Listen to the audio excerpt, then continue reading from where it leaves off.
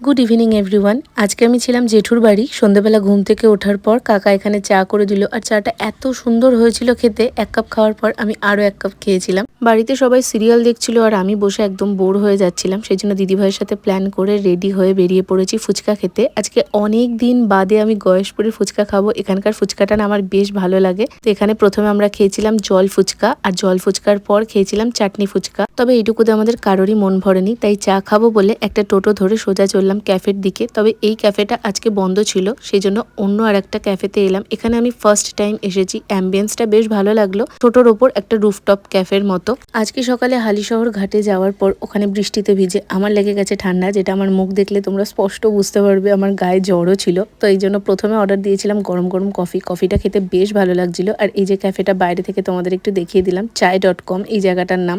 আরও অনেক কটা স্ন্যাক্স আমরা খেয়েছিলাম, যেটা next what I it in a day ভিডিওতে তোমাদের সাথে শেয়ার করব।